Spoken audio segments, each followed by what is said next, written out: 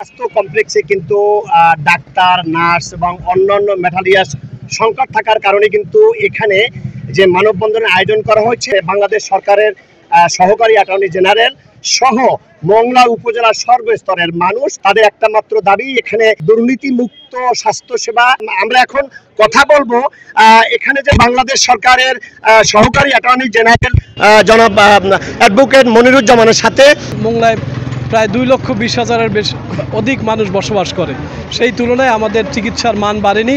এজন্য আমরা চাচ্ছি মংলা উপজেলার স্বাস্থ্য কমপ্লেক্সকে অতি দ্রুত 50 শয্যা বিশিষ্ট থেকে 100 শয্যায় উন্নতি করা, পাশাপাশি চিকিৎসার যে মান সেটির আধুনিকায়ন করা, যন্ত্রপাতি বাড়ানো এবং অ্যানেস্থেসিয়া বাড়ানো এবং চিকিৎসকের যে অভাব সেই চিকিৎসক দ্রুত নিয়োগ দেওয়া হোক। মংলায় একটি বন্দর নগরী, এটি একটি পর্যটন নগরী, এটা একটা শিল্প নগরী, এটি একটি উপকূলীয় শহর, এটি একটি প্রথম শ্রেণীর পৌরসভা।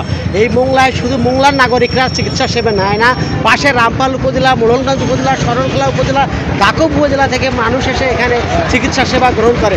কাজেই এই যে 50 শয্যা হাসপাতালে এখানে প্রতিদিন 100-এর উপরে রুগী ভর্তি থাকে, সুতরাং এখানে একটা অমানবিক কর্মকাণ্ড হয়, এখানে রুগীরা অমানবিকভাবে এখানে চিকিৎসা সেবা গ্রহণ করে। সুতরাং এখানে এই হাসপাতালটিকে যদি 100 বেডে উন্নীত করা হয় তাহলে যে সবার জন্য যে স্বাস্থ্যসেবা, নিরাপদ স্বাস্থ্যসেবা এবং সেটি মানবিক স্বাস্থ্যসেবা সেটি পাওয়া সম্ভব হবে। মংলা বন্দরে প্রায় 2.5 থেকে 3 লক্ষ মানুষ এখানে বসবাস করে, এখানে 50 শয্যা হাসপাতালে কিন্তু হয় না।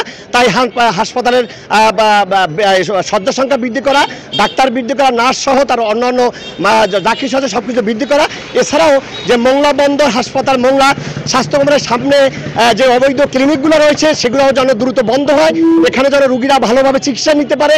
এখানে সুন্দরভাবে যে বিভিন্ন দেশ থেকে পর্যটক আসে এবং বিদেশিরা এখানে আসে, তারা যেন সুন্দর সুষ্ঠুভাবে এখান থেকে চিকিৎসা নিতে পারে। সরকারের সেই সহায়তা এবং এই শয্যা বিশিষ্ট বৃদ্ধি করার দাবিতে আজকে যে মানববন্ধন করছে, এই ছিল আমার কাছে সর্বশেষ খবর। মাহমুদ হাসান, সময় সংবাদ, মংলা।